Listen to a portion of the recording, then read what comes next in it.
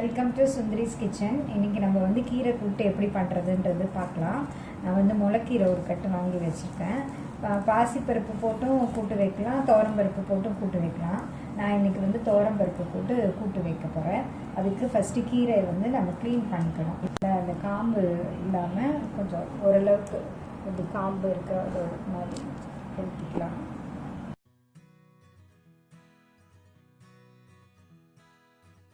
இதை நம்ம அடுத்தது நல்லா அலசிட்டு அதுக்கப்புறமா வந்து பொடியாக கட் பண்ணிக்கலாம். பொடியாக கட் பண்ணிவிட்டு அலசினிங்கன்னா அதோட சத்தெல்லாம் போயிடும். அதனால் கட் பண்ணுறதுக்கு முன்னாடியே என்ன பண்ணுங்கள், நல்ல தண்ணியில் மண் போக அலசிக்கோங்க. அலசிட்டு அதுக்கப்புறம் கட் பண்ணலாம். இப்போ நம்ம கீரையை க்ளீன் பண்ணி வச்சுட்டேன். இப்போ பருப்பு வந்து வேக வச்சுக்கலாம். நான் இந்த அரை ஆளாக்கு சுண்டால் ஒரே ஒரு சுண்டு எடுத்து கழுவி வச்சுருக்கேன். இதில் வந்து ஒரு 1.5 டம்ளர் தண்ணி ஊற்றிருக்கேன். அதுக்கு வந்து நம்ம என்னென்ன பொருள் போட்டு வேக வைக்கணுன்றதை பார்த்துக்கலாம். இப்போ அதுக்கு ஒரு அரை ஸ்பூன் மஞ்சத்தூள், கொஞ்சமாக பெருங்காயத்தூள் போட்டுக்கோங்க. இது ரொம்ப சிம்பிளாக இருந்தால் நல்ல டேஸ்ட்டாக இருக்கும் இந்த கூட்டு. எல்லா முருங்கைக்கீரையிலேருந்து எல்லாமே நான் இப்படி தான் செய்வேன். நல்ல டேஸ்ட்டாக இருக்கும். ஒரே ஒரு நாட்டு தக்காளி, ஒரு 6 பல் பூண்டு, 2 காஞ்ச மிளகாய், ஒரு ஸ்பூன் சீரகம் போட்டு கொஞ்சமாக நல்லெண்ணெய் ஊற்றிட்டு இதை அப்படியே மூடி வச்சு வேக வச்சுருவோம். ஒரு 4 விசில் கொடுத்து வேக வச்சுட்டு இதை அப்புறமா மசிச்சுட்டு நம்ம கீரையை மண் சட்டியில் தாளித்து காமிக்கிறேன்.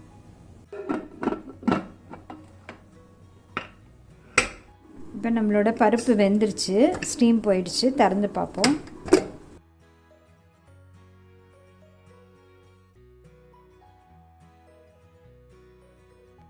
இப்போ நான் கீரை செய்கிறதுக்குனே ஒரு மண் சட்டி வச்சுருக்கேன். இப்போ அதை வந்து இந்த பருப்பு எடுத்து நான் அதில் வந்து ட்ரான்ஸ்ஃபர் பண்ணிக்கிறேன்.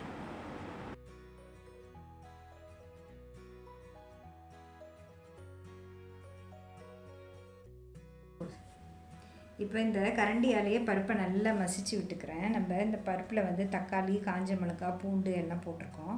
அதை வந்து நல்லா இந்த கரண்டியை வச்சு நல்லா ஸ்மாஷ் பண்ணி கலந்து விட்டுருங்க பருப்போட. நான் எப்போதுமே மண் சட்டியில் தான் கீரை செய்வேன். ஏன்னா ரொம்ப நல்ல டேஸ்ட்டாக இருக்கும், நமக்கு உடம்புக்கும் ரொம்ப ஹெல்த்தியானது.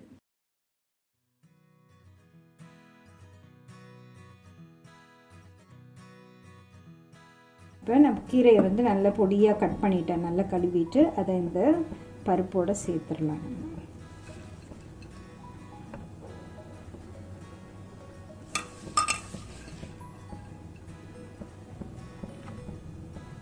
நல்லா இந்த பருப்பையும் கீரையும் சேர்ந்து இப்படி கலந்து விட்டுருங்க. கொஞ்சம் நல்லா அடி தொட்டு கலந்து விட்டுருலாம். பருப்பு சீக்கிரம் வெந்துடும் கீரை. இந்த டிஷ்க்கு தேவையான மிளகாத்தூளும் தனியாகவும் கலந்தது. அது ஒரே ஒரு ஸ்பூன் தான் நான் ஆட் பண்ணிக்கிறேன். ஏன்னா 2 காஞ்ச மிளகாய் போட்டிருக்கோம், அதனால் இது போதும். அப்புறம் உப்பு வந்து 1 ஸ்பூன், கல் உப்பு 1 ஸ்பூன் போட்டுக்கிறேன். டேஸ்ட் பார்த்துட்டு வேணா அப்புறமா நம்ம ஆட் பண்ணிக்கலாம். இப்போ நல்லா பருப்பும் கீரையும் ஒன்றா கலந்தாச்சு. இப்போ வந்து இதை மூடி போட்டு ஒரு 2 மினிட்ஸ் வேக விட்டுறலாம். இதுக்கு வந்து தாளிப்பு ஒன்று போடணும். அதை வந்து நம்ம இப்போ பார்க்கலாம். இப்போ நான் வந்து கடலெண்ணெய் ஒரு 2 ஸ்பூன் ஊற்றிருக்கேன். எண்ணெய் காஞ்சிருச்சு. நான் வந்து வெங்காய வடகம், தாளிப்பு வடகம் எடுத்து வச்சுருக்கேன். அதை வந்து 1 ஸ்பூன் ஆட் பண்ணிக்கிறேன். கொஞ்சம் பொரிஞ்சோடனே வெங்காயத்தை நம்ம சேர்த்துக்கலாம். வடகம் பொரிஞ்சிருச்சு, வெங்காயத்தை சேர்த்துக்கலாம். சின்ன வெங்காயம்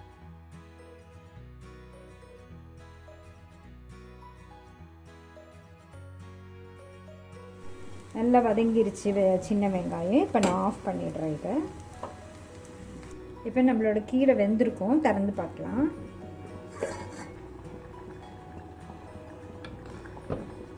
நல்லா வெந்துருச்சு. அந்த தாளித்து வச்சுருக்கோம்ல, அதை இதில் எடுத்து கொட்டிடலாம். சின்ன வெங்காயம் வடகம் நல்ல வாசனையாக இருக்கும்.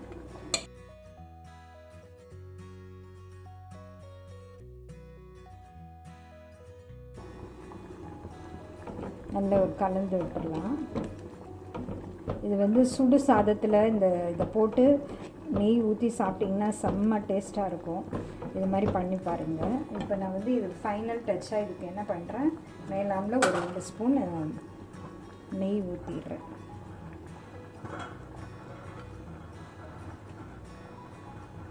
கமகமன் வாசனையாக இருக்குது. அவ்வளோதாங்க நம்மளோட கீரை கூட்டு, முளைக்கீரை கூட்டு. இதே மாதிரி செஞ்சு பாருங்கள்.